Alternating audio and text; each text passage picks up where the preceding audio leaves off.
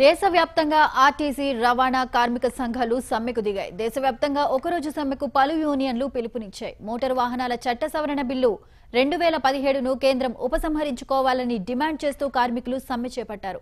కనీస వేతనం 15,000 రూపాయలకు పెంచాలని డిమాండ్ చేస్తున్నారు.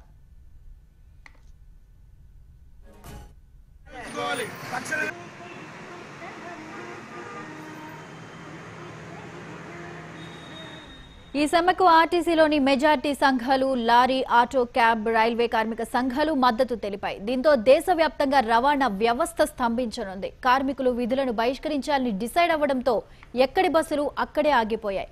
ఉదయం నుంచే విధులకు దూరంగా ఉన్నారు కార్మికులు. దీంతో దేశవ్యాప్తంగా ఆర్టీసీ బస్సులన్నీ డిపోలకే పరిమితమయ్యాయి.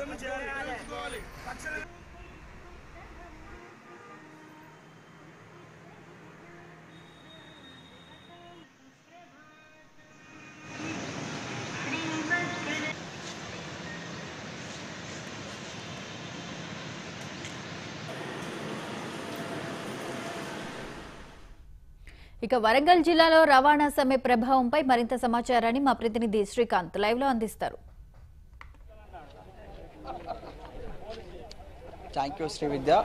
మోటార్ వెహికల్స్ సవరణ బిల్లు చట్టాన్ని వ్యతిరేకిస్తూ దేశవ్యాప్తంగా కార్మికులు సమ్మెకు పిలిపించిన అందులో భాగంగా ఉమ్మడి వరంగల్ జిల్లా వ్యాప్తంగా ఉన్నటువంటి 9 డిపోలలో 926 బస్సులు ఇప్పటికీ సమ్మెలో పాల్గొని ఇప్పటికీ బయటికి వెళ్ళని పరిస్థితి. మన ప్రస్తుతం హన్మకొండలో ఉన్నటువంటి బస్ స్టాండ్లో ఉన్నాం. మనతో కొంతమంది ఆర్టీసీ కార్మికులు వారిని అడిగి మనం తెలుసుకుందాం. మీరు చెప్పండి, యొక్క సమ్మె యొక్క ఉద్దేశం ఏంటి?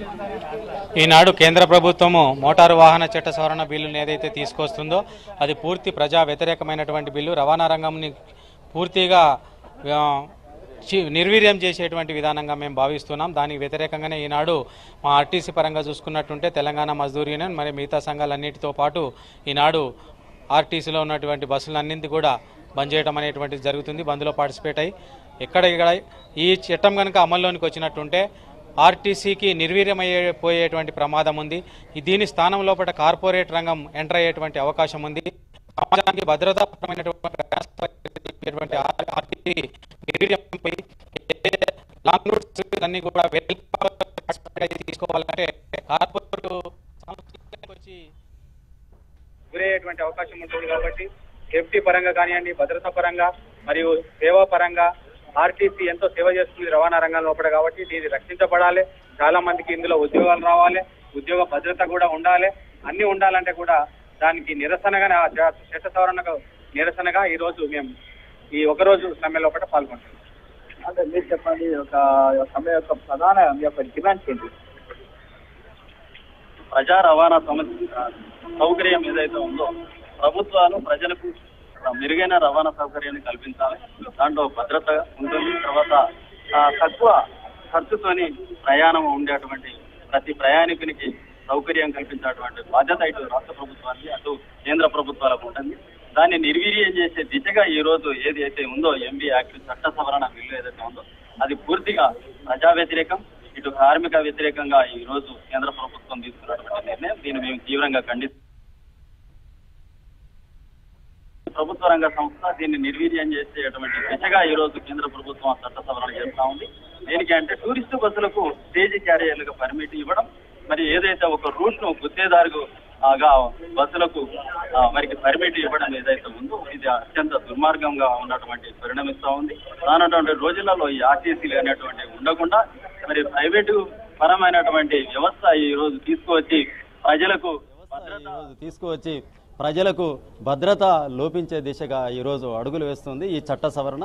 దీన్ని ఆర్టీసీ కార్మికులుగా అన్ని సంఘాలుగా మేము కలుపుకొని ఈరోజు సార్వత్రిక సమ్మెలో భాగంగా మేము ఈ ఒక్కరోజు సమ్మెలో మేము స్వచ్ఛందంగా పాల్గొంటా ఉన్నాం. ఉమ్మడి జిల్లాలో ఉన్నటువంటి 9 డిపోలకు సంబంధించి 4,500 మంది కార్మికులు, మరి 920 బస్సులు ఈరోజు ఎక్కడికక్కడ నిలిచిపోయాయి.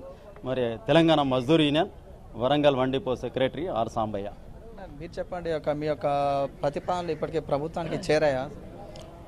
ఆల్రెడీ గతంలో 2015 మనం గత సంవత్సరం కూడా సెప్టెంబర్ 5 దేశవ్యాప్త సమ్మెలో ఈ యాక్ట్ మీదనే మనం చేశాం. వాళ్ళు ఏంటంటే కేంద్ర ప్రభుత్వం ఇవాళ లెఫ్ట్ ఎంపీలు కావచ్చు, టీఆర్ఎస్ ఎంపీలు కానీ రాజ్యసభలో దీన్ని ప్రభుత్వానికి వ్యతిరేకంగా వాళ్ళు పోరాటాలు చేస్తూ ఉన్నారు. అయితే ఒకటేంటంటే ప్రభుత్వానికి తెలుసు ఇవాళ ఏంటంటే రవాణా వ్యవస్థను నిర్వీర్యం చేయడానికి ఇవాళ ఎత్తుగడగా కేంద్ర ప్రభుత్వం తీసుకున్న ఆలోచన. దీన్ని అన్ని ట్రేడ్ యూనియన్లుగా మేము వ్యతిరేకిస్తా ఉన్నాం. అన్ని రాష్ట్రాలలో కూడా ఇవాళ రవాణా వ్యవస్థను మొత్తం దాన్ని నిర్వీర్యం చేయడానికి కేంద్ర ప్రభుత్వం కంకణ కట్టుకుంది. దీన్ని పూర్తి స్థాయిలో ఆల్రెడీ ట్రేడ్ యూనియన్, జాతీయ ట్రేడ్ యూనియన్లు కూడా వ్యతిరేకిస్తూ ఉన్నాయి. కాబట్టి తక్షణం ఏంటంటే ఇవాళ ఏదైతే డిమాండ్లు పెట్టిలో ఆ డిమాండ్ల మీద టోటల్గా ఏంటంటే ఈ కేంద్ర ప్రభుత్వం బిల్లును ఉపసంహరించుకోవాల్సిన అవసరం ఉన్నది, పాత చట్టాలను ఇంప్లిమెంట్ చేయాల్సిన అవసరం ఉన్నది. కాబట్టి అలాంటి బిల్లును ఈ కేంద్ర ప్రభుత్వం తక్షణం విరమించుకోవాల్సిన అవసరం ఉన్నది. టోల్ ప్లాంజా కావచ్చు, అనేక విషయాలలో ఆర్టీసీకి రావాల్సిన రాయితీల విషయంలో కేంద్ర ప్రభుత్వం రాష్ట్రాలకు సంబంధించిన హక్కులను కాలరాస్తూ ఉంది. రాష్ట్రాల నుంచి ఇవాళ కేంద్ర ప్రభుత్వం తన చేతిలోకి తీసుకుంటూ ఉంది. ఇవాళ రాష్ట్రాల చేతిలో ఆ రవాణా వ్యవస్థ ఉంది లేదు. ఇప్పుడు సెంట్రల్ గవర్నమెంట్ చేతిలోకి వెళ్ళిపోయిన తర్వాత ఇవాళ టోటల్ కార్పొరేట్ శక్తి, అనిల్ అంబానీ మొత్తం కార్పొరేట్ శక్తులకు ఇవాళ ముక్కలుగా ఇవాళ ఆర్టీసీలో అనేక రంగాలుగా ఇవాళ అనేక అవుట్ సోర్సింగ్ అనేక విషయాల్లో ప్రైవేట్ అవుతూ ఉన్నాయి. అందులో భాగంగా ఈ విషయంలో మాత్రం కేంద్ర ప్రభుత్వం తక్షణ ఉపసంహరణ చేసుకోవాలని కూడా మేము డిమాండ్ చేస్తూ ఉన్నాం. అంటే మీరు చెప్పండి, ఒక ప్రభుత్వం ఇప్పుడు దిగి రాకుంటే మీ యొక్క భవిష్యత్ కార్యాచరణ ఎలా ఉండబోతుంది? టోటల్గా ఈరోజు కనుక ఈ రోజు సమయంలో భాగంగా వినకుంటే మళ్ళీ అవసరం అనుకుంటే డైరెక్ట్ స్ట్రైక్లోకి వెళ్ళే పరిస్థితి ఏర్పడుతుంది. ఈ చట్టం సవరణ కరెక్ట్ కాదు అనే దాని మీద మేము ఆర్టీసీలో ఈ కార్మికులందరూ 920 బస్సులు అండ్ 4000 కార్మికులు ఏకంగా వారి యొక్క స్వచ్ఛందంగా ఈ స్ట్రైక్లో పాల్గొని విజయవంతం చేస్తూ ఉన్నారు. అన్ని యూనియన్లు 9 యూనియన్లు కలిసి చేస్తూ ఉన్నాయి. Thank you.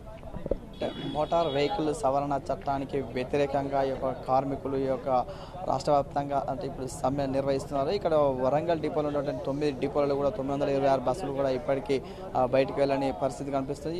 ఈ యొక్క సమ్మెతో మాత్రం వరంగల్ జిల్లా వ్యాప్తంగా సుమారుగా 1 కోటి రూపాయల పైన నష్టం వాటిల్లేదని చెప్పి అంటారు. ఇది ఇక్కడ పరిస్థితి. Over to studio. Right, thank you Srikanth.